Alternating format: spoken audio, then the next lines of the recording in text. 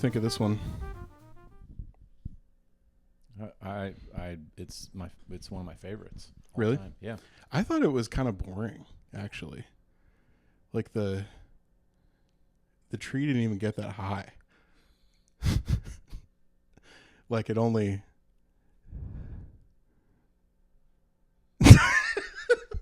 I found a video on YouTube.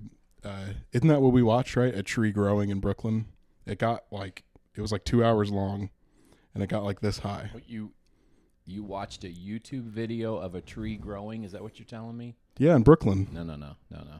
This is A Tree Grows in Brooklyn. It is a movie that you had to stream. We've run out of ideas. That was supposed to be funny. We thought it was very well. We really didn't even. The tree didn't even get that high. That sounded like a ChatGPT joke, but I genuinely thought of that before this. Yeah. That's so funny. Okay, sorry guys. It's I Christmas. love how we start off every podcast apologizing for whatever antics we're up to. It's for something that we thought was funny, but the general public thinks is corny and stupid. But I love it. Anyway, but it's welcome. Christmas. It's Christmas time. It's Christmas time, and we're all a little loopy. Yeah. We're still drinking Tom and Jerry's from Beyond. We're still drinking Tom and Jerry's. We never did acknowledge the whole eggnog, the Tom and Jerry drink from Beyond. Well, I joked with Dad, and I was like, we could get Tom and Jerry's to drink for this, but it's a weird like rum egg type thing. I don't like egg based drinks or cream or any. It's just kind of weird to me. I don't know. But I did, and since we're going back to the movies that we've already done, I forgot to show you my John Wayne, the John Wayne mug with lovely coffee made by my daughter-in-law. Yes. Kylie. So there's my John Wayne mug. Made by Kylie Jean. Kylie Jean. Yep. Kylie Jean. Cool. Well, thank you guys for coming back amidst, despite all of our antics. This is episode 12. Yep. Mm-hmm. I need to write it down in my notes. We're probably wrong. And we're probably wrong. It's okay. I bet your grandmother knows which one it is. Well, we should. Grandma, let me know. Call her. Well, today we're going back to 1912, Brooklyn. To look at this family, watch a tree grow. A Tree Grows in Brooklyn, a movie from 1945. Which, you know what? That's the year Grandma was born. There you go. So there you go. You just outed her age to everybody. I'm just kidding. 110. But yeah, I always think it's interesting to watch period pieces from the past, because you're like, okay, they're looking through in the 1945 context at 1912. Brooklyn. Yeah. So it's pretty interesting. Right. Little background. Released by 20th Century Fox, 1945, based on Betty Smith's 1943 novel. Yeah. The same name. Fairly fresh. Yeah. I think it's another case of where you think, did this author intend on writing this so that it would be made immediately into a movie? I know. The movie only focuses on roughly 2 years of Francie's life, where the book is 500 pages and follows her kind of into young adulthood. I see. Yeah. It's a classic. Yeah. It's directed by Elia Kazan. Right. And this is kind of his. Yeah. Go ahead. His feature film debut. Yeah. Screenplay written by Tess Schlesinger and Frank Davis, who were both nominated for Academy Awards for Best Adapted Screenplay. Kazan would later go on to direct On the Waterfront and A Streetcar Named Desire as well. Mm-hmm. Yeah. The some of the cast and performances. Well, no, we'll get into that later. I'll talk about Academy Awards. This one, so Best Supporting Actor, James Dunn, who played Johnny. He won an Oscar for that. A special juvenile award, which they no longer give, but they did back then. Yeah, went to Peggy and Garner, which was kind of a you said it was did they have that every year back then, or was it I don't remember what year they instituted that, but they gave several of those. I think Judy Garland got one for Wizard of Oz, and Shirley Temple won. They used to give a special juvenile Oscar. to, and I don't know how many years. I know it's not around anymore, but yeah, I don't know how many years they continued that. Yeah. Nominations, but didn't win. Best Adapted Screenplay by Tess Schlesinger and Frank Davis. And then Best Cinematography, Black and White. They used to have a separate section for Color black and white films for Right. Leon Shamroy, who's like a legendary cinematographer. Right. It also won the National Board of Review Award for Best Picture and was listed among the top 10 films of 1945 by multiple critic associations. It was obviously a huge success, grossed around $3 million worldwide. And it had a huge like cultural impact. I remember looking up that films of this movie were distributed to schools, so it was actual homework for a lot of students to watch along with reading the book. Well, it depicted, the tenement poverty of the city. Yeah. It depicted American families rebuilding after a war. Very, yeah. Which was very, obviously applicable to people in 1945, Definitely. because that's, same time it ended. Right. But do you have any more little background stuff before I get into my little fun facts? Your little fun facts. Well, I mean, we're probably going to talk about the actors later. We can talk about James Dunn a little bit.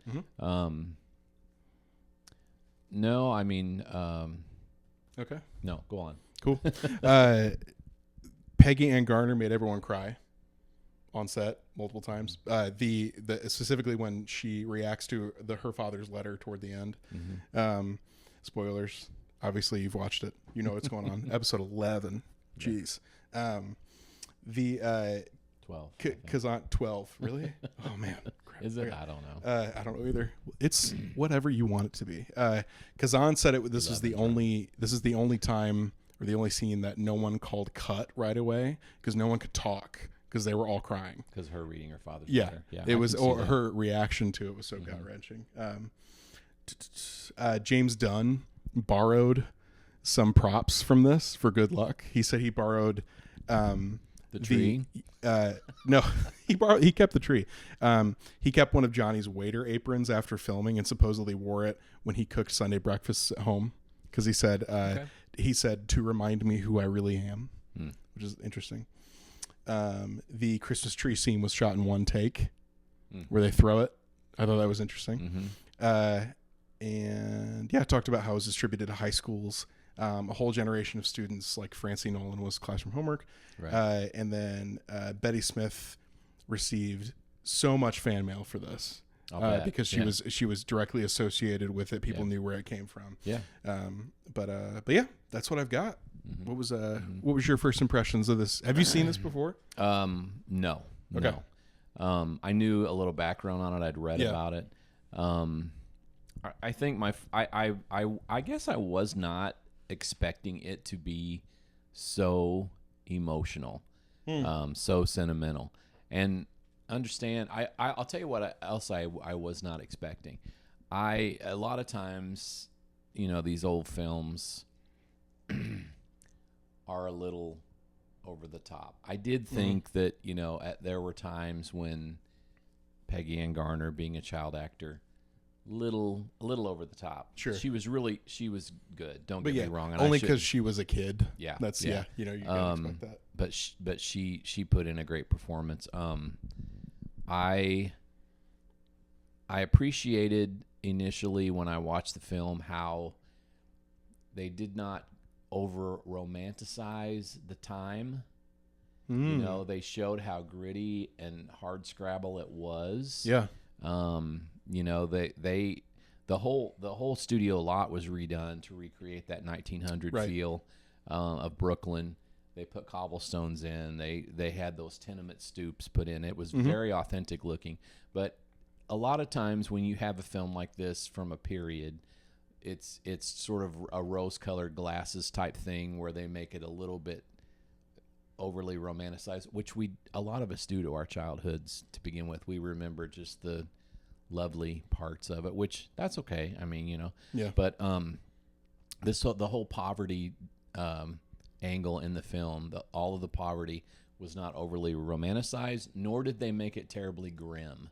They just they just didn't have any caricature. It was just what it was. Mm-hmm. So I appreciated that. I was not expecting it to be so hard scrabble realistic, and I really wasn't. I wasn't expecting to be that emotionally involved. I'm typically not too emotionally involved with most of these classic films. Yeah, just because they're from a different time, and mm-hmm. and you know, and we've seen much more gritty, hardcore, deeply emotional movies in our time, but this was so that was what I was a little bit surprised at. That was my first take. That's I totally agree with you. This is my first time watching it. I think I'd heard of it before, but I had zero context going in. Yeah. But this movie made me cry like multiple times, and I don't think that happens very often for me, especially with a classic film where I'm like, this is from however many years ago. There's no way they're gonna like tug on my heartstrings, my modern heartstrings, and it totally did. This is this felt less like a, we're doing like unknown Christmas movies kind of. The first two, Beyond Tomorrow and Three Godfathers, felt more like kind of casual viewing almost, where you can kind of throw it on and watch with people. This was like you had to sit and become emotionally involved with this family and a part of it, and so it's and the acting performances and the directing. Amazing that this was Kazan's first directing. Yeah, he did a great job with these actors, and you do invest in them. You totally invest in them. Mm-hmm. You know them. Yeah, totally. Yeah.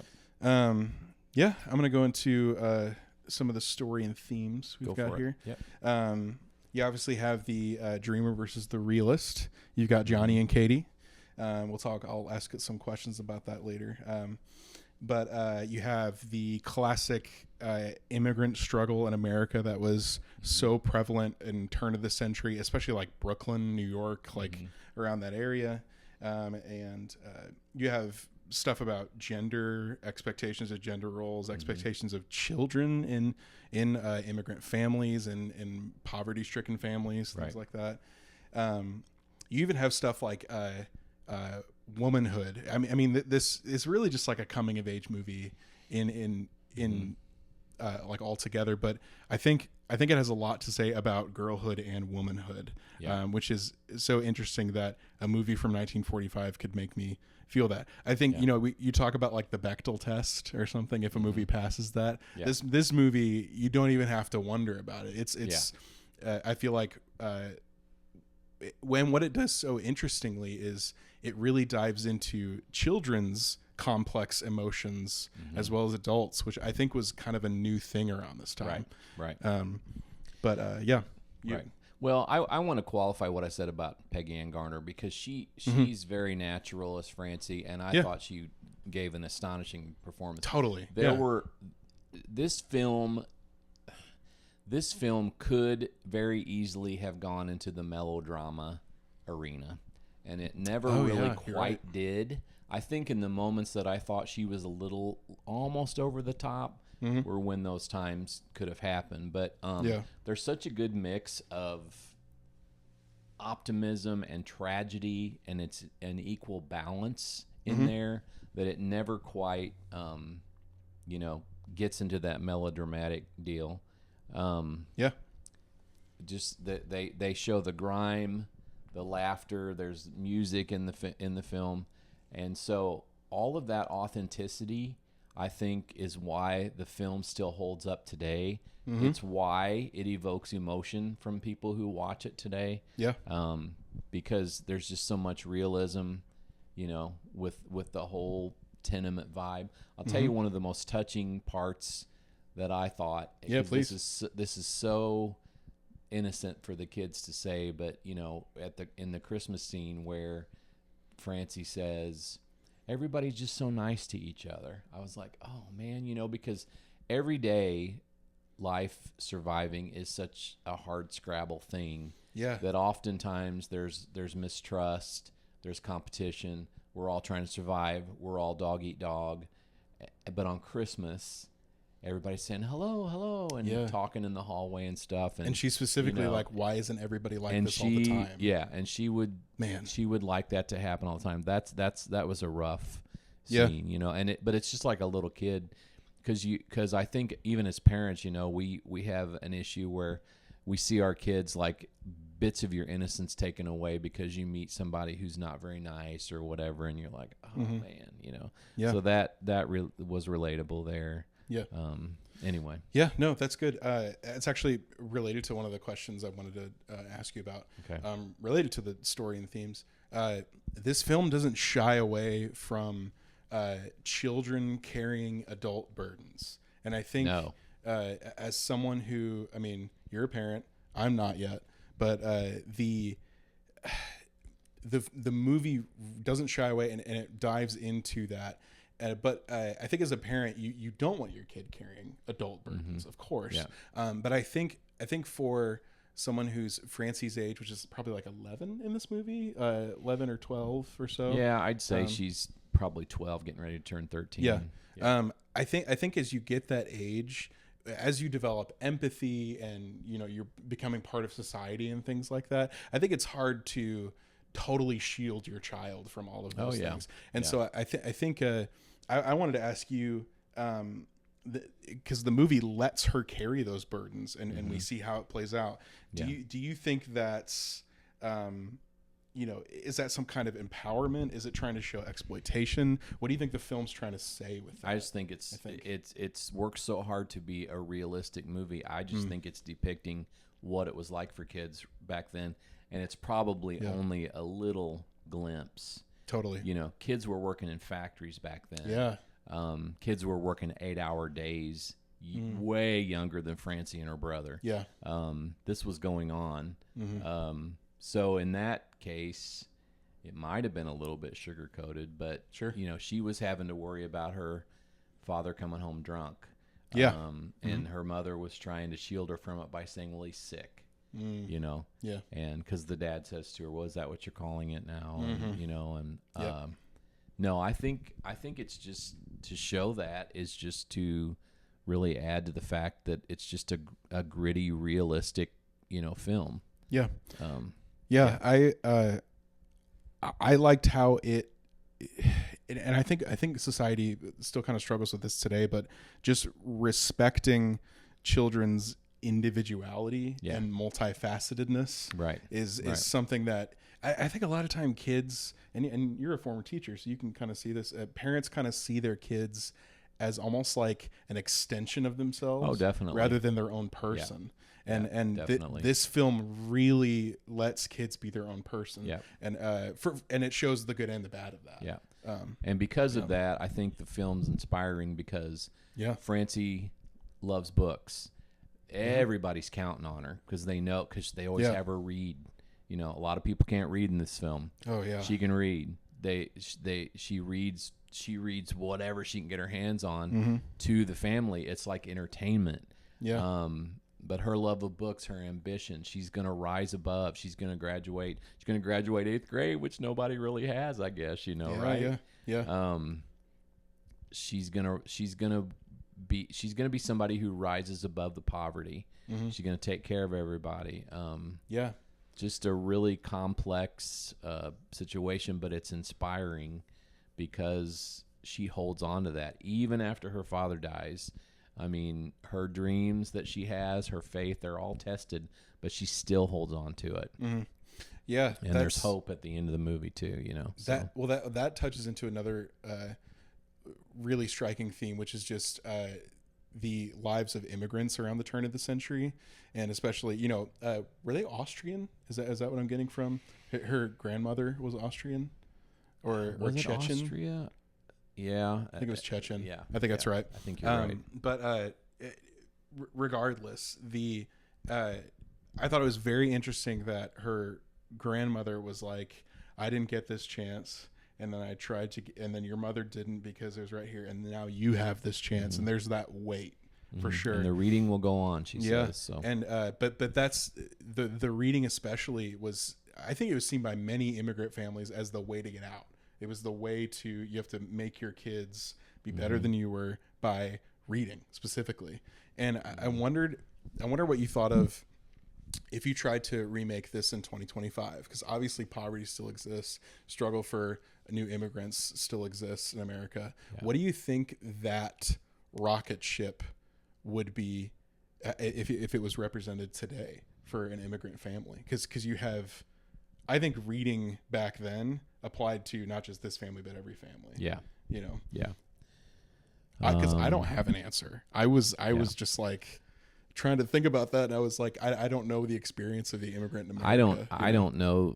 I think you're looking at a whole different movie. I mean, even Really? if you had the original story and you fashioned it to modern day standards, if you tried to redo the movie as it was today, I think there'd be a lot of people who would not relate. Sure. You know, That's but true. I mean, TV shows these days, historic TV shows, even like Call the Midwife, are putting a modern day political message out there, even with issues from the 60s. That's true. So, yeah, you know, it would still be kind of filtered. Yeah, probably. you'd have to really put a lot of work into it, I think, to get modern day viewers to understand. Yeah, I guess. that's a good point. Yeah. I touched on it earlier, but I want to talk about the characters of Katie and Johnny and how they relate to each other. Do you think the film endorses Johnny's optimism, or does it kind of argue that his optimism is harmful to his kids and to his wife? How do you think it plays? I think it does both. I think it does both because, you know, you have that scene where Katie has her hair down and she's trying to be good to him, and we are reminded why she fell in love with him. She is forced to be practical.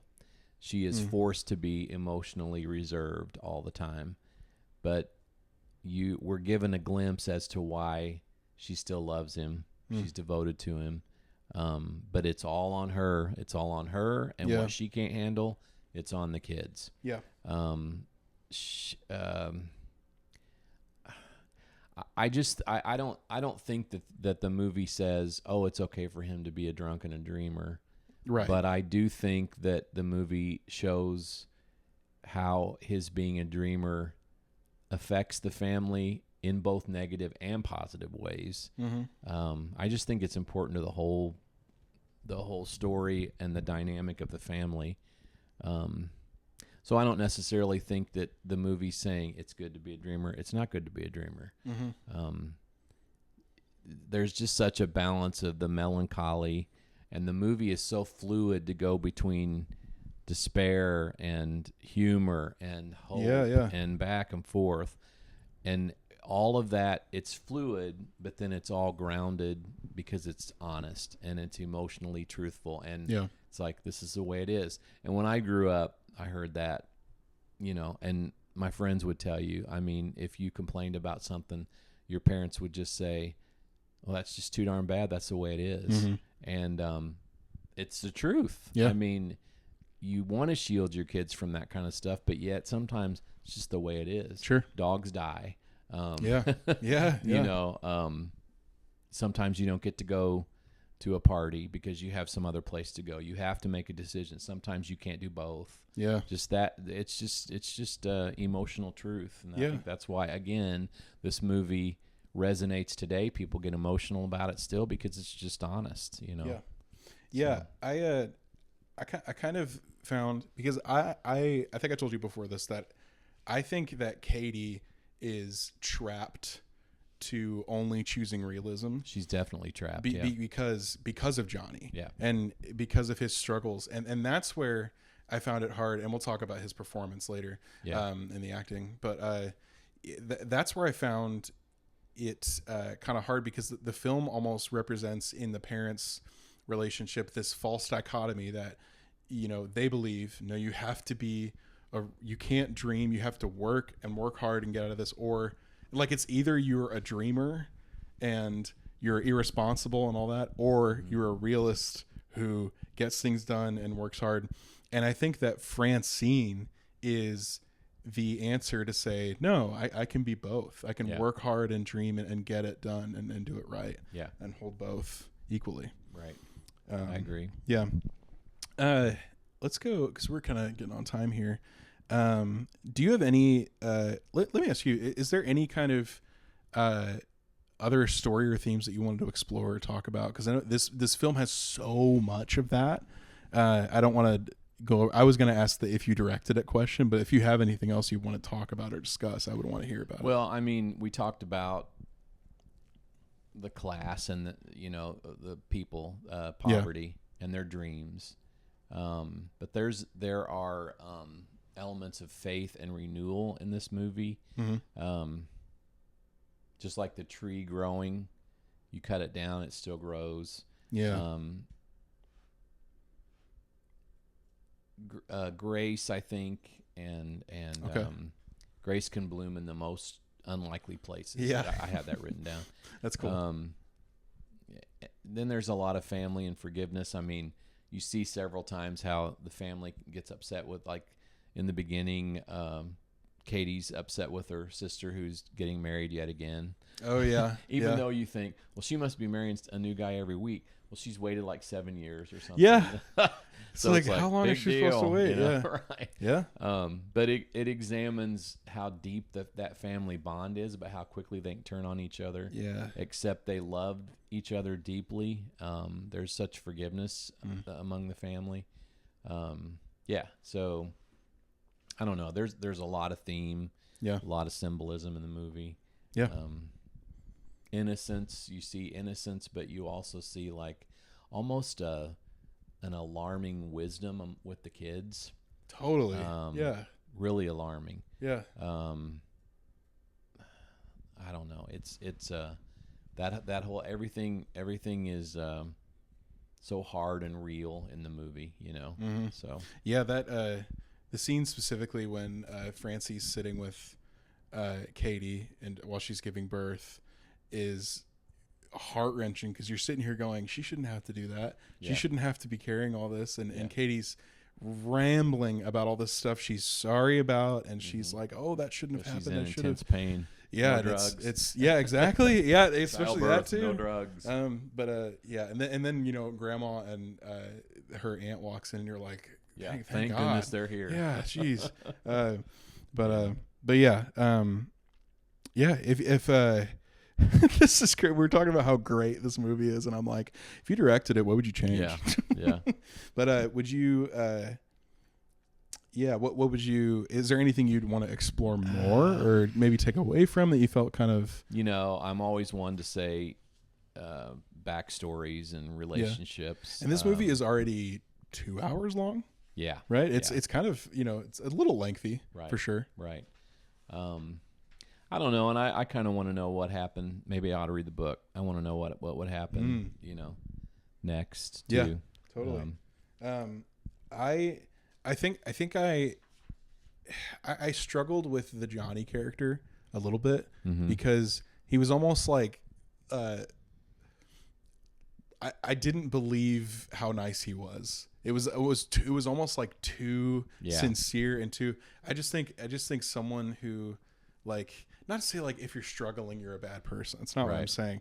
Right. But I think they kind of minimized the pain and the destruction he was imposing upon his family because and so I think I would have played upon that a little bit more. Yeah. Because he's not he doesn't get drunk and like hit them. You don't get that. Right. He's not abusing them, but he's abusing them in other ways, like financially. Yeah. Or just kind of societally, like being kind of embarrassing. You can't land a job or anything. Yeah. But yeah. So I would have changed that a little bit probably. Yeah. I don't know. I might have liked to have heard a little bit more about Katie's backstory.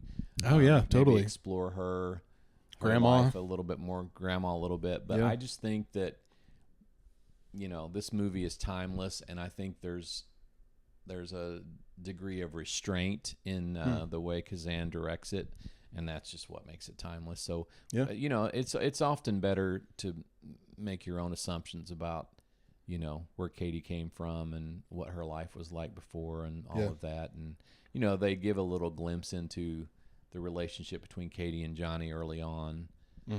She snaps out of it pretty quick, but you know, but I think along the lines of Johnny with the scene where he fakes an address so he can get Francie into a better school, you just you see how devoted he is to the family with the skills that he has. And the skills that he has are the kind of underhanded, you know, no, that's right, not real on the up and up skills, but he makes them work for his family. You know, and I think that scene where you said like she snaps out of it real quick, I think that's meant to show that, because a part of me was like, well, if Johnny just had someone who really believed in him and it really hoped in him, and it's like he did at the beginning, he ruined that. She did, and I think that well, you know, you're married. I mean, we let our spouses down over and over sometimes. And, you know, I who knows how many times he did. Who knows the degree of the letdowns with him, too. Yeah. I think that it's important to kind of let that wander so you can go as bad as you want with it. You know? Right. Definitely. Cool. Yeah. I think it's about that time. You want to get into some of the acting performances? Sure. We've touched on them a little bit because it's hard not to. Scene stealers, but oh yes, yeah. What was your? Let me scroll down here. What was your scene stealer? Well, Peggy and Garner, and I shouldn't have said that she was too over the top. There were just little tiny moments, but overall, her performance was fantastic. I thought, oh gosh, now I've turned the page here with the name of the cast. That's okay. Oh my gosh! I got the cast pulled up. I want to know the brother. Oh, Neely. Neely. Let me see. Why don't they have him on here? What the heck? Anyway, he was so funny. Oh, he was so funny. He was hilarious. She was trying to be all mushy with him on the roof, and he was like, what are you doing? That kind of stuff. I just get a kick out of that. He's like a crotchety old man. Yeah, it was so funny. Lay off, would you? You know, like that kind of stuff. And his timing was really good. Yeah. But, you know, he was somebody Francie could kind of lean on. She could count on him. They still brought across that they were devoted to each other. I love Joan Blondell. I love what's her name? Joan Blondell in anything she does. Yeah. She's just a wisecracking, gum chewing, you know, she just adds that whole, you know, comedic, bent to the whole cast, but you know, she's also endearing. She also, you feel sorry for.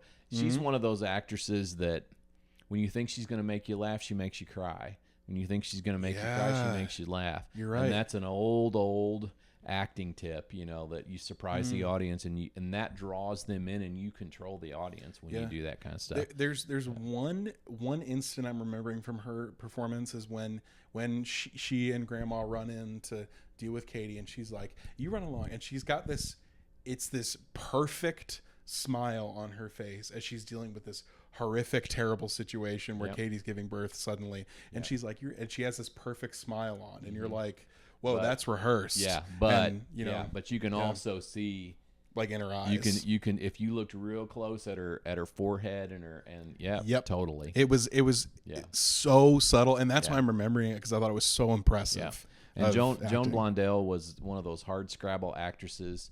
She pretty much always played a supporting part.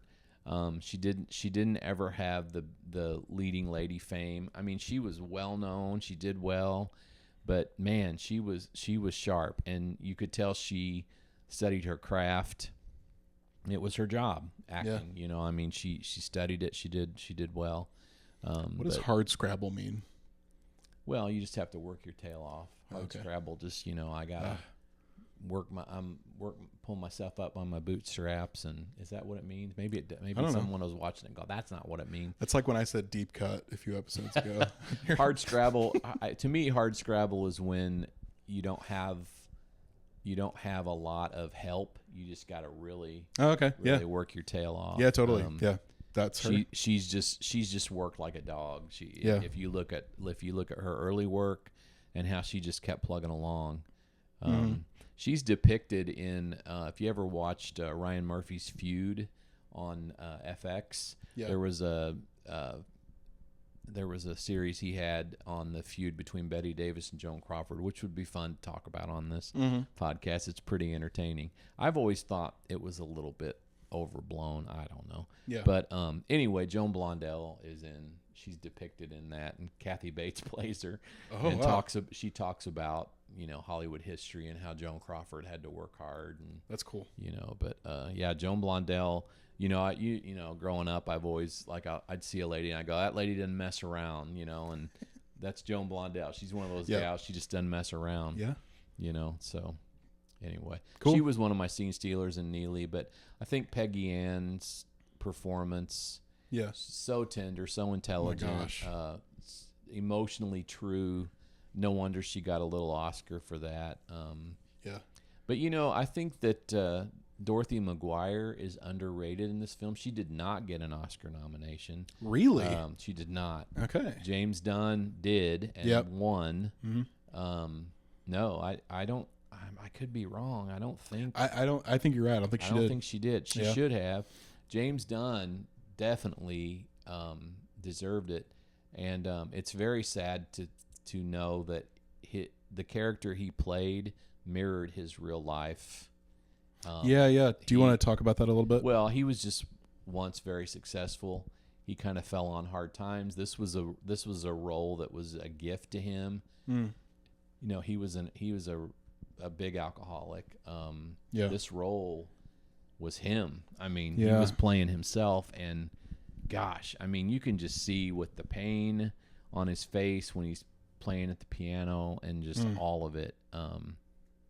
No wonder he won the Oscar, and you really would hope that he won the Oscar and his career got back, on track, and he did better, and he stopped drinking. That did not happen, but very interesting story with James Dunn. Excellent performance. The ensemble itself, they all worked really well together. Yes.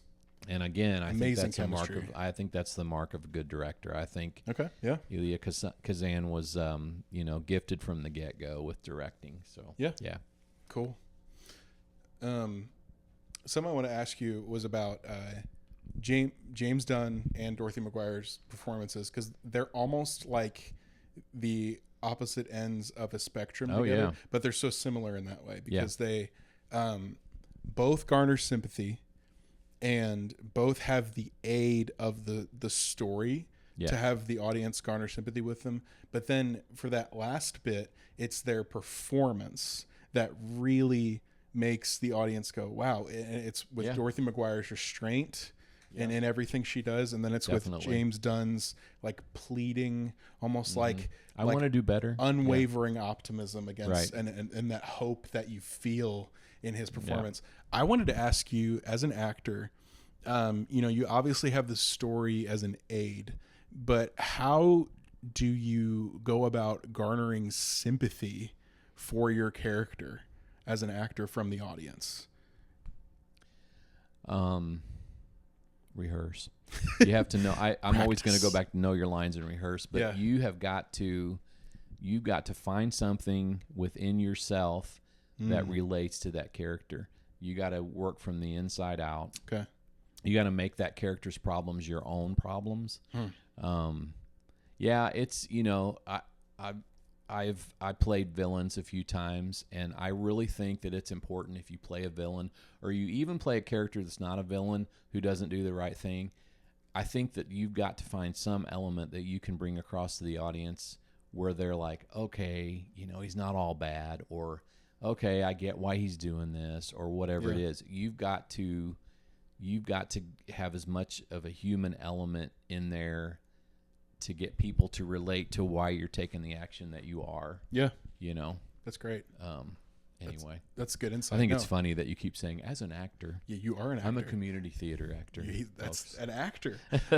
You said actor. So, no, so that's good. I want to expound upon that a little bit. Yeah. Because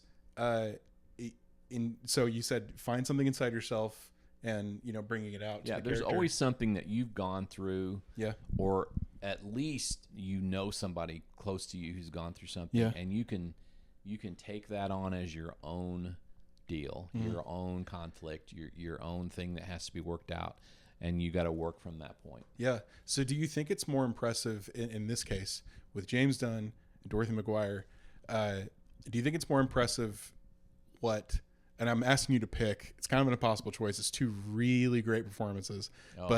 In James Dunn's case, his circumstances lined up exactly with the story. And so he's able to do that. Or do you think it's more impressive for someone whose story does not align with what's going on and they still find it within themselves to portray something so believable and have that kind of consistency? Which one do you think is more impressive? You mean which performance is more impressive? I guess, but just like which method of garnering sympathy? Because, you know, Dorothy McGuire, I don't think anything in her past kind of relates specifically to her character, like at least to the extent that James Dunn's did. So you're picking him? No. Okay. I'm saying, what method do you think is more impressive? Method of, you know, I'm going to play this character because I am them. And I'm going to do this, or Dorothy McGuire being like, okay, you know, I am not this person, but I'm going to pretend that. Which do you think is more impressive? Gosh, it's just always so hard for me to pick. I can never pick my favorite. I can never. I'm always like, well, I like this because, you know, I have 3 favorites. Or if I had to pick which one was more impressive, I would have to say, I would have to say Dorothy McGuire, and this is because she is able to show us a bazillion different emotions, and you all of them make sense. I guess. Do you know what? I guess, does that make sense? Yeah. No, all of them are. Yeah, I understand what you mean. I mean, that whole scene where she's talking to him and she's got her hair down and it's late at night, and it's like it's important for her to get across to him, you know, this is why I love you, but then she just suddenly snaps back into reality and says, it's never going to get any better, is it? You know, and then they kind of have a dark start to their Christmas holiday, I guess, and I don't know. I mean, it's hard. I think her performance was impressive, but also, I mean, it's impressive that James Dunn was able to get us to feel sorry for him. I mean, because sometimes you just want to say, doggone it, can't you just go get some help, quit drinking, and you know, and get a respectable job. Yep. But we still rooted for him. Yeah. So I don't know. Don't ever ask me. Don't ever ask me that anymore. I'm sorry. Like, I'm sorry. Who do I think's more impressive? Yeah, no, both of them. No, I was just thinking about the different. Yeah, that's hilarious. Okay, so I wanted to ask you about this too. This is my other as an actor question. This movie goes from feeling like I'm watching a movie and actors play characters to I'm just watching people's lives unfold in front of me. Yeah. And I'm this is a compliment. Don't cry. But there have been times when I watch you in a play and I forget that you're my dad because you've settled so much into a character, and I'm like, wow, this is and I'm like, wow, this is really good. But I appreciate that. So as someone who I've seen do this, you can't say you can't because I've seen you do it. How does an actor settle into a character like that to make people think they're rehearsal? Just practice. I'm going to keep saying that to you. Yeah. Knowing your lines and rehearsal. Yeah, but what kind of mindset do you have to make it so believable that you just settle into that character essentially? I mean, you just the more you're with that character, the more they become a part of you. And the more you okay, so I was just in Fiddler. Yeah, totally. I had 5 daughters. I genuinely felt fatherly toward all of them. I started feeling fatherly toward the men they married. You just start relating more and more to that character. The more you're in the story, the director helps you, because the director that I've worked with a lot, she knows who she is, will say, why are you feeling that way right now? You as the character. Oh. So directors will ask you that kind of stuff sometimes. Why are you feeling that way? It's pretty insightful. Why is this character choosing to do this? And that's the kind of stuff that you need to hear. Yeah. Because you need to examine, because it helps you get in their shoes a lot more. So I don't know. It's not some kind of like great acting secret. It's just the fact that you're with that character so much, you learn those lines, and then it'll occur to you, oh, that's why they feel that way. Yeah. Or I don't know. You just make them a part of you, because again, you take on their conflict and how they're feeling about something, or why they're doing something, like their goals and their objectives, why they're doing it. Yeah. I don't know. That's just what happens. Totally. So I appreciate you saying that. It's hard work to learn lines and become a character. So I appreciate that. Yeah. What you said. Cool. I think I want to get into our closing stuff but if you have more on acting, because this is a movie that is so rich with performances. You can go on and on about Seriously. all of them. Yeah. But do you have anything else that you'd want to say? I like the grandma too. We didn't talk about the grandma. Grandma, she was good. Well, I felt like grandma. she was hardly in it as well, but she made her mark. Yeah. Cool. Oh, I forgot my scene stealer was the 2 times I cried, which was when they were getting ready to throw the tree, and she was like, "Me and my brother can catch it," and I was like, "Oh yeah, I'm gonna fall to the floor." Yeah. But and then the other time when she opens it and it's her dad's posthumously, sending her flowers. That'd kill you. And you're thinking, when that Christmas tree's tossed, if those kids drop that tree, I'm gonna go through the screen and punch somebody and knock that crowd down. Because it's just that, man. It's just the classic like hope against all odds thing that just especially when it's kids too. And I found something that I thought was cool, and this is something that I hope really is a muscle that is and it's just worked out throughout this movie. Yeah. I mean, it's totally, everything that they deal with just strengthens that muscle of hope. And even when it's cut down, they just get right.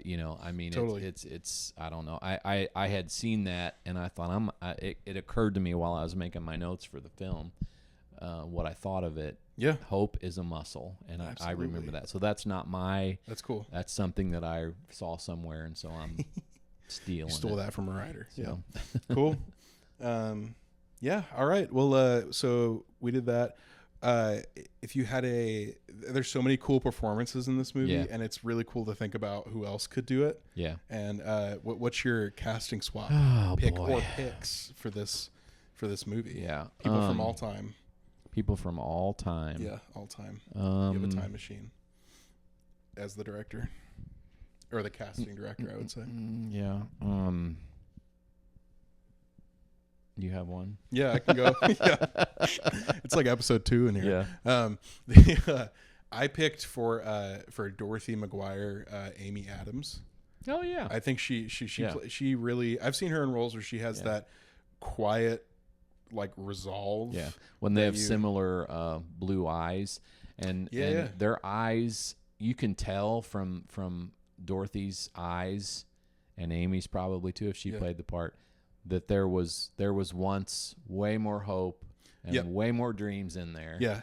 I just thought of who's an actress that can really sell this like distraught and yet like very emotional restraint at the same time, and it's like I feel like Amy Adams could do a really good job. And it would, I could see even someone like Viola Davis. She's got such an expressive face. Mm-hmm. Totally. Viola Davis could totally. I just think she's like royalty as far as actors go. If you really put your mind to it, and you're gonna laugh at me, but I said Gregory Peck. I'm just a real big Gregory Peck fan, but there's no mockingbirds on this Christmas tree. No, I could see that's Gregory. the only thing I've seen him in. So I'm just like, I could see Gregory Peck playing Johnny. Maybe he would not have done as. I wouldn't have bought him as a drunkard. No, I can't see him. Yeah, but I get what you mean. Yeah. James Mason, we're probably going to be looking at some of his work later. Yeah, I don't know him. He would have. I don't know how old he would have been for this movie. Probably too young. Okay. James Mason, is that who I'm thinking of? Anyway, scratch that. I don't know what I'm talking about. I don't have any casting swaps. Sorry. Well, you said like Forget Viola me. Davis or Yeah, something Viola like that too. You're good. You know that she just came to mind. Yeah. But yeah. So for our on stage or on screen, I did find a Broadway musical version opened for this in April of 1951 at the Alvin Theater, and it ran through December 8th of 1951, and they never did it again. Mm-hmm. And I was like, how do you do a musical for this? Yeah. I didn't really look much more into it. I was just like, what? That's what I'm still saying. But and then the novel was also adapted into a staged play at the University of Wisconsin Platteville's Richland campus. Yeah. In 2019. Yeah. I could see it being a play. Totally. Yeah. I think it works. I don't know about musical. No, it works as a. It's not very. I mean, the setting is super important. Obviously, the cinematography is very great, but it's on stage. You just have to have strong performances, and that's what this movie gave us. So but what's your pairing for this one? A double feature.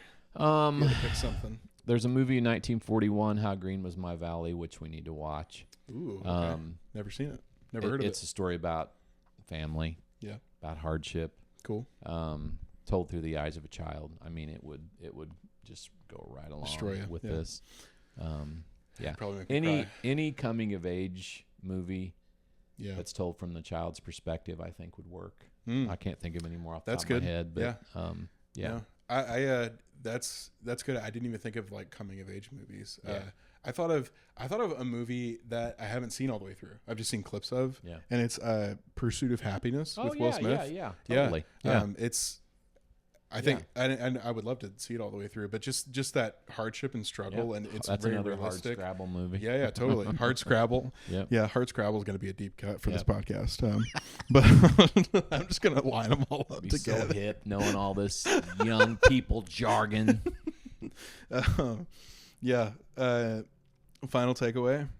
I always have something funny to say, but this movie's so good.